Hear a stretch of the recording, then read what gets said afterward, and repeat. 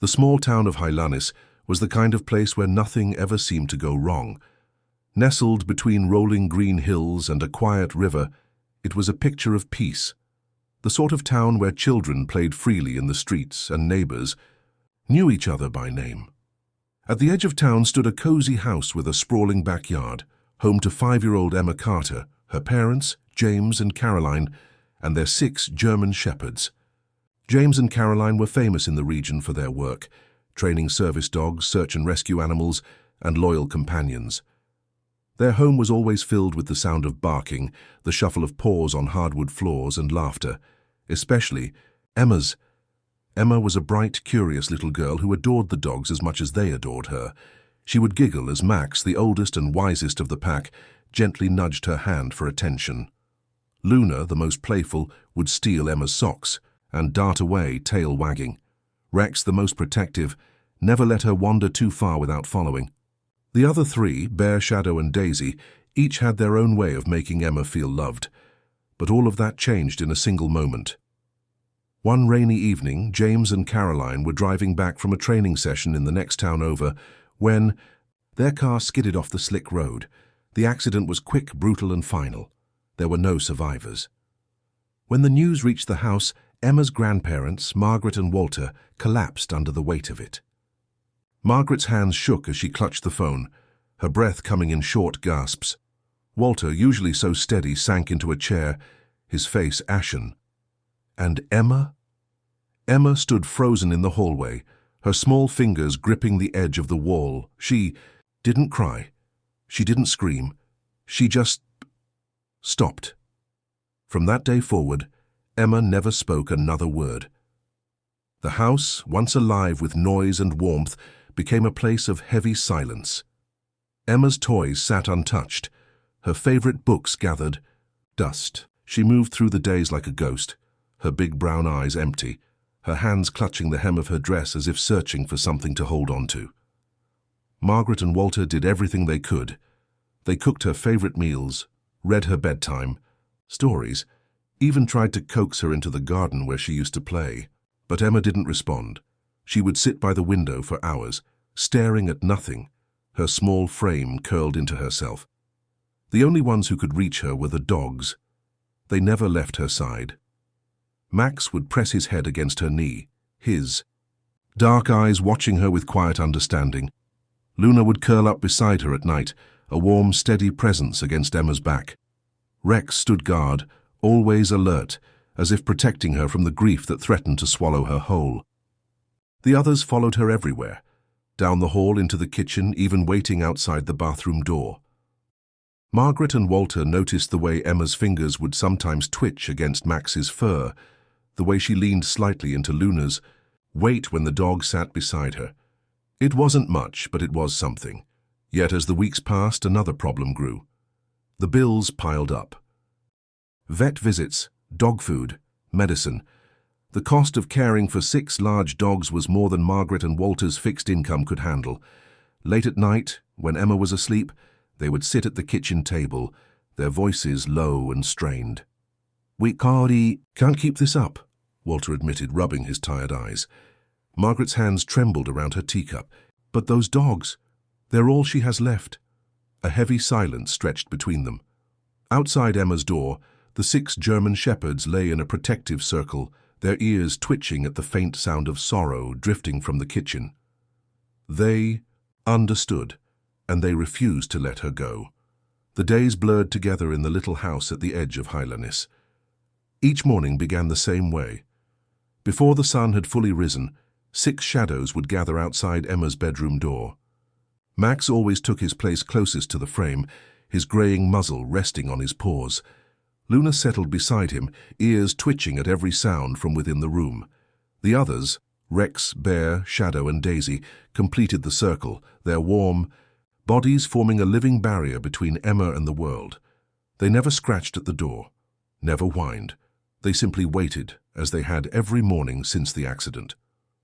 Inside the room, Emma would wake to the familiar weight pressing against the foot of her bed. Daisy had claimed this spot, her steady breathing a quiet rhythm in the dim light. The little girl would lie still for long minutes, staring at the ceiling where glow-in-the-dark stars her father had stuck there one laughing afternoon, were fading in the dawn light. Downstairs, Margaret moved quietly through the kitchen, the clink of dishes muffled by years of practice. Walter sat at the table, his rough hands turning pages of bills like they might bite him. The latest vet statement lay open, the red numbers at the bottom seeming to pulse in the morning light. "Another 100 just for Max's arthritis medicine," Walter said, his voice gravelly with exhaustion. Margaret didn't answer. She simply placed a bowl of oatmeal, Emma's favourite with cinnamon swirled on top, on a tray next to a glass of milk. The milk always had a straw now. Emma hadn't used a cup since. The silence stretched between them, broken only by the soft thump of a tail from the hallway above. Upstairs, the dogs heard the creak of floorboards that meant Margaret was coming. As one, they stood, tails giving hopeful little wags. When the door cracked open, 6 noses lifted, catching the scent of warm oatmeal and Margaret's lavender soap. Emma hadn't touched her dinner last night. Again. Margaret knelt, the tray balanced carefully. "Good morning, sweethearts," she whispered. "To the dogs."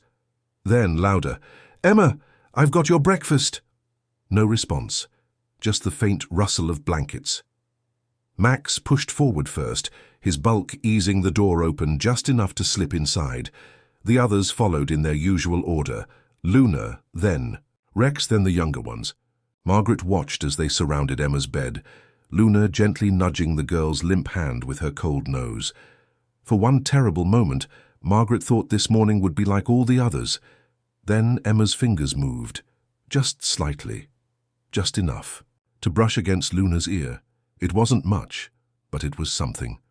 Margaret left the tray on the bedside table and backed out quietly.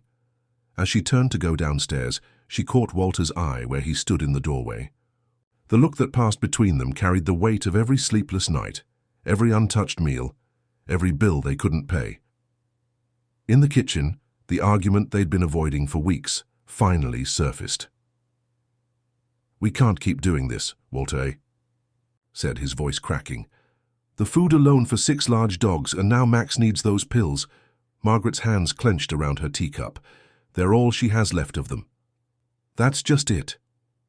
Walter slammed his palm on the table, then immediately looked guilty at the noise.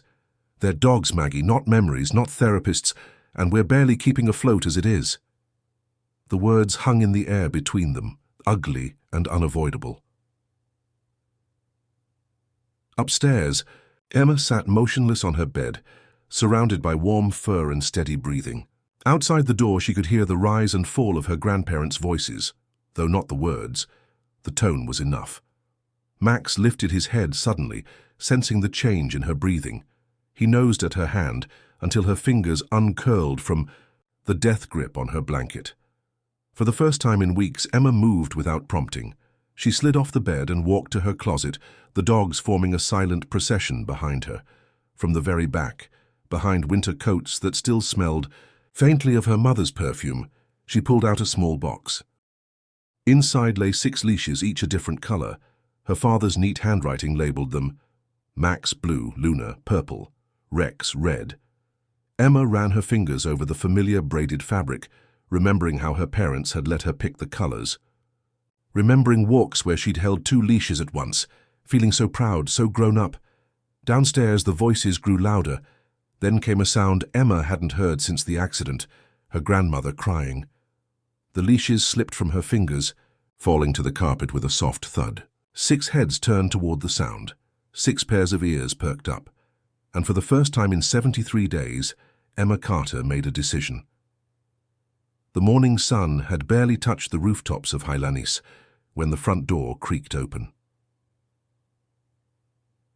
Emma stood in the doorway, small and pale in her rumpled yellow dress, the one her mother had said matched her hair. 6 leashes dangled from her right hand, the colors bright against her skin, blue, purple, red, green, orange, and pink. At her feet, the German shepherds waited in perfect formation, their bodies quivering with restrained excitement. Margaret nearly dropped the plate she was drying when she saw them. "Emma!" The girl didn't respond. She simply knelt, her movements slow but deliberate, and clipped the blue leash to Max's collar. One by one, she attached the others, purple for Luna, red for Rex, her fingers remembering what her mind couldn't forget. Walter appeared in the kitchen doorway, his coffee mug frozen halfway to his lips. Neither grandparent dared to speak as Emma straightened up, all 6 leashes now gathered in her small hands. The dogs stood at attention, their training overriding their excitement. Only the twitch of tails betrayed their joy. When Emma took her first step forward, the dogs moved with her like a single being. Margaret reached out instinctively. "Wait, let me come with—" Walter caught her arm. "Let her go," he whispered. The screen door slapped shut behind them. Outside, the morning air carried the scent of cut grass and distant rain. Emma breathed deeply, her bare feet cool against the dew-damp sidewalk. The leashes felt familiar in her hands, the weight and texture sparking flashes of memory. Her father's calloused fingers guiding hers. Her mother's laughter as Luna playfully tugged. The town was waking up around them. Mrs. Henderson nearly dropped her mail when she saw the procession. Old Mr. Petrovsky paused mid-watering, his hose creating a puddle at his feet, but no one approached, no one spoke. They simply watched as the silent girl and her 6 guardians moved down the quiet street, a strange and beautiful parade. At the corner, Max suddenly stiffened, his ears pricking forward. The other dogs immediately mirrored his alertness, their noses lifting to test the air. Emma followed their gaze toward Miller Park, where the walking path curved around the duck pond. Something was wrong. The dogs' training kicked in before Emma could process what she was seeing. Their formation tightened, bodies shifting into protective positions around her. Max let out a low whine that wasn't quite a bark, but carried the same urgency. Across the street, the baker's wife, Anna, paused while unloading flour sacks. "Emma?" she called. "Everything all right?" Emma didn't answer. She was staring at the far side of the pond, where the morning sun glinted off something in the water. Something small. Something moving. The leashes went taut as the dogs strained forward. And for the first time in 73 days, Emma ran. Emma's bare feet slapped against the wet grass as she ran, the leashes slipping through her fingers until only Max's blue one remained clenched in her fist. The other dogs kept, perfect formation beside her, their powerful muscles coiled for action. At the pond's edge, a toddler's pink sneaker bobbed upside down in the water. "Dear God," Anna gasped from behind them, her flour-dusted hands flying to her mouth. "That's the Miller boy." Max didn't wait for commands. With a tremendous splash, the 90-pound German shepherd launched himself into the pond, his aging joints forgotten in the urgency of the moment. Luna followed half a second later, her sleek body cutting through the water like a torpedo. Emma stood frozen at the water's edge, her breath coming in short, silent gasps. The remaining 4 dogs formed a tight circle around her, but their attention remained fixed on the pond. Rex suddenly threw his head back and unleashed a deep, booming bark that shattered the morning calm, the universal canine distress signal. Across the park, heads turned. Beneath the murky water, Max's powerful legs churned as he zeroed in on the sinking toddler. His jaws closed gently but firmly around the back of 3-year-old Jake Miller's overalls, just as Luna positioned herself beneath the boy, creating a buoyant platform with her broad back. Together, they began the careful journey back to shore. Amontais. The bank. Chaos erupted. "Someone call 911. Is that the Carter girl? Look at those dogs." A teenager already had his phone out, recording as Rex, Bear, Shadow, and Daisy orchestrated their own part of the rescue. Rex continued sounding the alarm while the other 3 dogs herded gathering onlookers back to create space. Their disciplined behavior was as startling as the rescue itself. Max and Luna reached shallow water, just as Jake's frantic parents came skidding to their knees at the pond's edge. The toddler coughed violently, his tiny fists clutching Max's. Sodden fur as the dog carefully deposited him into his mother's waiting arms. "He's breathing." "Oh, thank God he's breathing," Mrs. Miller sobbed, cradling her son. Her husband reached shaking hands toward Max, but the exhausted dog simply turned and limped back to Emma, water streaming from his coat. The crowd parted like the Red Sea as Emma fell to her knees, her arms encircling Max's dripping neck. Luna shook herself off beside them, panting but alert, while the other dogs finally broke formation to nuzzle and lick Emma's face as if to say, "We did it. Together." The teenager's video captured it all, the silent girl with haunted eyes, the 6 heroic dogs, the moment Max gently rested his head against Emma's chest as her small shoulders finally shook with something other than grief. By noon, the video had been shared 5,000 times. By dinner, news vans lined Hylannis's sleepy main street. And by bedtime, Margaret Carter's ancient phone had melted down from constant ringing. "We've had 3 adoption offers for the dogs," Walter said in disbelief, staring at his iPad where donations poured in through a hastily set-up crowdfunding page. "And 17 people want to pay all our vet bills." Margaret clutched a check from the Millers, enough to cover 6 months of dog food, as tears streamed down her wrinkled cheeks. Upstairs they could hear the unfamiliar sound of mattress springs creaking, Emma turning over in bed, surrounded as always by her furry guardians. Only tonight, something was different. If the grandparents had listened very closely, they might have heard it, the faintest whisper of a child's voice saying, "Good dog, Max." But they didn't need to hear it to know. The house already felt different, lighter, alive. 3 days after the rescue, the house smelled like wet dog and fresh-baked cookies. Emma sat cross-legged on the living room rug, surrounded by her 6 guardians. Max lay with his graying head in her lap, his breathing slow and steady. Luna pressed against her left side, while Rex kept watch by the door, though now it was more habit than necessity. The constant stream of visitors bringing food, donations, and gratitude had slowed to a trickle. Margaret hummed in the kitchen, packing away another casserole dish some kind neighbor had brought. Walter sat in his armchair, pretending to read the newspaper, though his eyes kept darting to Emma, to the way her small fingers absently stroked Max's ears, to the faintest hint of color returning to her cheeks. No one had mentioned the moment, by the pond when Emma's silent vigil had broken into trembling relief. No one dared. A car door slammed outside. Rex's head came up instantly, a low woof rumbling in his chest. "It's just the vet, boy," Walter said, heaving himself up. "She's here for Max's checkup." Emma's hand stilled on Max's fur. Dr. Bennett entered with her usual cheerful smile, though her eyes softened when she saw Emma. "Well, hello there, warrior," she said, kneeling to scratch Max's chin. "Ready for your hero's examination?" Max thumped his tail, but didn't move from Emma's lap. Something about the vet's presence, her familiar scent of antiseptic and dog treats, made Emma's breath catch.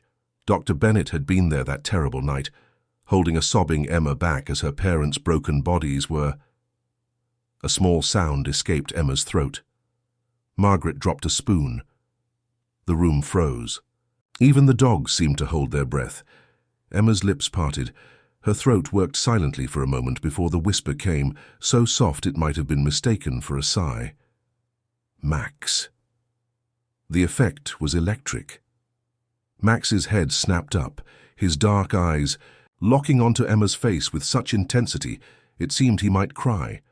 Luna let out a high-pitched yip and immediately began licking Emma's cheek. Rex abandoned his post to shove his nose into Emma's free hand, tail wagging so hard his entire back end swayed.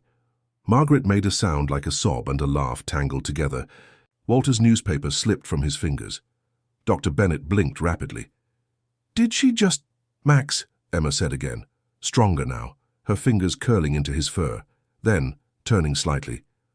"Luna." The younger shepherd barked, spinning in excited circles. One by one, Emma named them all: Rex, Bear, Shadow, Daisy, her voice gaining strength with each word, as if shaking off months of dust. The dogs responded like children on Christmas morning, tails wagging, tongues lolling, pressing against her from all sides until she toppled backward into a pile of warm fur and unconditional love. Margaret rushed forward, but Walter caught her arm. "Let them be," he murmured, his own voice thick. From her spot on the floor, Emma looked up at her grandparents. really looked at them for the first time in months. The new lines on Margaret's face, the way Walter's hands trembled even when he wasn't holding anything, the silent grief they'd been carrying alongside her. "Grandma," Emma said then. "Grandpa." That did it.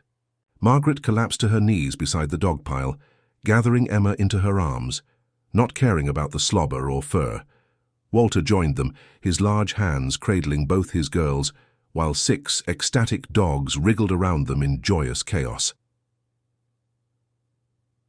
Doctor. Bennett discreetly wiped her eyes and snapped a picture with her phone. Later, when the dogs had settled and Emma sat at the kitchen table actually eating, really eating, not just pushing food around, Margaret noticed something. The family photo on the mantel, the one taken last Christmas, sat slightly crooked. She moved to straighten it, then paused. The frame now held a new addition tucked into its corner, Dr. Bennett's photo of today's breakthrough. There they all were, a tangle of arms and fur and tear-streaked smiles, with Max's proud face right in the center. From the kitchen came a sound Margaret thought she might never hear again, Emma's giggles as Luna stole a carrot from her plate. Outside, the setting sun painted the walls gold, and for the first time since the accident, the house didn't feel too big. It felt like exactly enough space for 2 grandparents, 1 healing little girl, and 6 loyal guardians who had refused to give up on her. Somewhere in the backyard, a wind chime James had hung last summer tinkled softly. And inside, there was laughter.